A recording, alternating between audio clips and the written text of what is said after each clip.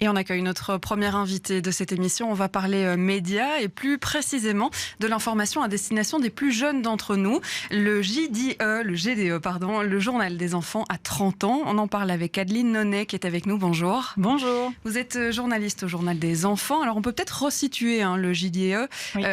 On s'adresse à quel public, à quelle tranche d'âge en fait? Alors on s'adresse aux jeunes de 9 à 13 ans, aux francophones. Alors expliquez-nous, on va faire un petit bout d'histoire quand même, puisque le JDE a 30 ans, donc il a été créé en 1992. Comment il a été créé à l'époque? Vous n'y étiez pas, je suppose? Non, j'y étais pas encore. Je fus une lectrice du JDE dans mon jeune âge, mais quand même à ce moment-là, j'étais pas encore là. Donc le JDE, en fait, il est d'abord né en France en 1984. Le projet s'est construit là-bas. Et un Belge, Karl Van Doorn, qui était directeur aux éditions de l'Avenir, a eu vent de ce projet, s'y est intéressé et s'est dit mais c'est complètement génial en fait, un journal qui est là pour s'adresser directement aux enfants, alors qu'à l'époque les enfants, pour avoir accès aux informations, devaient passer soit par un adulte, soit par leurs parents, soit par leurs professeurs, mais en tout cas on ne s'adressait pas directement à eux. Et donc vu le développement de ce journal en France, Karl a voulu ramener ça chez nous et en 1992 le JDE est né en Belgique. C'est fou de se dire qu'il a fallu attendre 1992 pour avoir un journal qui s'adressait exclusivement aux enfants. Mais oui, et en fait, à l'époque, même le fait de parler d'actualité avec les enfants, c'était pas tant une évidence. Il y a beaucoup de choses qu'on gardait sur le côté, secret, et on parlait pas. Il y avait plein de sujets qui étaient tabous. Et nous, au Journal des enfants, on veut vraiment lever ce tabou et pouvoir discuter de tout avec les enfants. Alors évidemment, avec le temps, ce journal a évolué. Au début, on était un journal papier qui était quasiment que en noir et blanc, puis un peu apparition de la couleur. La couleur est apparue, et puis il y a le nom qui a changé, c'est devenu JDE, et puis surtout un site internet et les réseaux sociaux. En 30 ans, on ne s'arrête pas, ça évolue tout le temps, et c'est ça qui est super gai aussi. On est dans un monde qui bouge, donc forcément on s'adapte, on suit, on bouge aussi. Depuis quelques années, on développe énormément le numérique. On fait beaucoup plus de vidéos. En fait, on apporte un contenu en plus que le journal papier, qui est un hebdomadaire qui paraît tous les jeudis. Mais aussi et surtout, maintenant, grâce à notre site internet, en fait, on a des rendez-vous quotidiens. On suit l'actualité vraiment au quotidien. Et donc, ça, c'est vraiment chouette. On est beaucoup plus sur la balle qu'avant. Alors, il y a un numéro spécial qui est sorti début décembre pour cet anniversaire, pour ces 30 ans.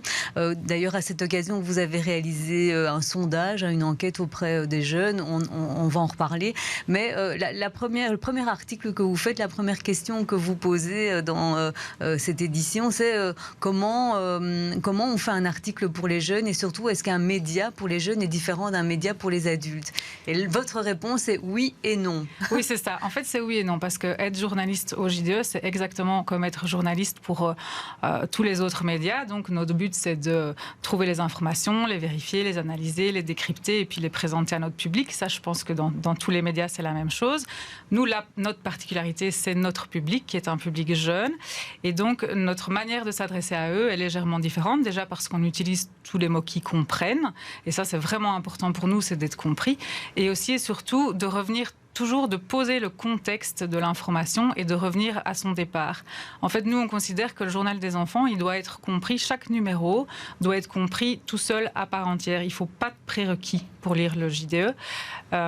Et donc voilà, chaque information, on va remettre le contexte, on va reposer les bases. Alors, ça paraît évident, mais parfois, ça ne l'est pas, parce que c'est pas toujours facile c'est parfois compliqué d'être simple, en fait, et de revenir vraiment à la base de l'information. Mais c'est ça aussi qui fait évidemment la richesse de notre média. Oui, et vous, en tant que journaliste adulte, vous devez chaque fois être capable de vous remettre dans l'esprit, dans la tête d'un jeune, d'un enfant. En fait, ce qui est très pratique, c'est d'avoir des jeunes dans son entourage. Et donc, en fait, moi, généralement, quand j'écris ou quand je fais une vidéo ou quand je fais sur n'importe quel support, en fait, je m'adresse dans ma tête, je m'adresse aux jeunes qui est en face de moi et j'essaye tout le temps de mesurer que ce que je dis, ce que j'écris, ce que je fais sera toujours bien compréhensible. Alors, quand vous avez réalisé votre enquête.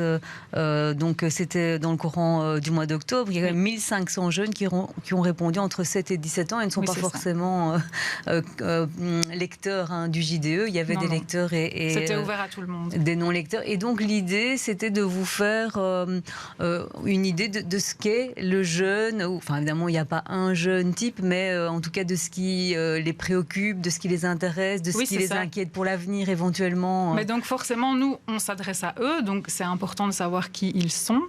Et donc ça, c'était vraiment le point de départ de notre enquête, de notre sondage, de pouvoir les définir parce que, comme on l'a dit tout à l'heure, les médias changent, évoluent, le monde change, évolue, les jeunes changent aussi. Et donc, c'est vraiment important pour rester proche de notre cible, de pouvoir nous intéresser à eux directement et de leur donner la parole. Et c'est vrai qu'on a aussi profité donc, du sondage pour voir leur sujet de préoccupation. Et donc, dans notre enquête, on a fait ressortir que un tiers des jeunes étaient inquiets par rapport à l'avenir. Et ça, c'est vraiment un résultat qui a fort attiré notre attention. Inquiets par rapport à l'avenir et on leur a laissé le choix, c'était une réponse ouverte de dire ce qui les inquiétait. Et donc nos 3 premiers résultats sont le climat, la guerre et la pauvreté. Donc ça, c'est vraiment 3 sujets qui inquiètent un jeune sur 3 aujourd'hui en Belgique francophone. Et ça veut dire que dans les prochaines éditions du JDE, vous allez avoir un intérêt particulier pour ces sujets-là ou un éclairage particulier? Oui, évidemment, mais comme on se rend compte que c'est quelque chose qui les intéresse et même qui les inquiète, nous, on pense au JDE que le fait d'informer, c'est aussi une manière de rassurer les jeunes et même tout le monde de manière générale. Et donc oui, évidemment, on compte s'y intéresser. Et d'ailleurs, on a déjà un dossier climat qui est actuellement en préparation. Alors, donc, on l'a dit, ce n'est pas qu'un journal papier, il y a les réseaux sociaux, maintenant il y a une chaîne YouTube, vous faites énormément de vidéos dans laquelle vous faites aussi participer les enfants, donc il y a beaucoup d'interactivité. Oui. Mais est-ce que le journal papier il a encore une raison d'être à notre époque en 2022, presque 2023? Eh bien, en tout cas, nos lecteurs aiment beaucoup, ils aiment beaucoup avoir ce format papier dans les mains qu'on peut lire à table, au journal, avec les parents, au déjeuner, avec les parents qui ont aussi ou pas leur journal à côté d'eux. Et alors, évidemment, le format papier est très apprécié par les parents et les professeurs aussi qui utilisent le JDE en classe. C'est un outil qui est fort utilisé dans les écoles aussi.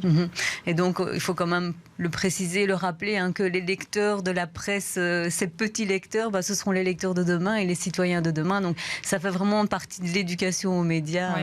Mais nous-mêmes, en fait, justement, le fait de nous adresser à eux, c'est une manière de les reconnaître comme acteurs de la société. Pour nous, on leur dit, on sait que vous êtes là. Et voilà, nous, ce qu'on essaye de faire, c'est de vous donner les clés pour comprendre le monde qui vous entoure. Et évidemment, ce sera vous, les acteurs de demain.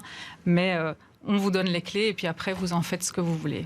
Voilà, ce serait une jolie conclusion. Merci Adeline Nonnet d'avoir été mon invitée. Donc, je rappelle que le JDE, le Journal des enfants, a 30 ans, qu'on lui souhaite encore longue vie et que vous pouvez le consulter aussi sur le site internet www.lejde, c'est important, lejde.be. Merci.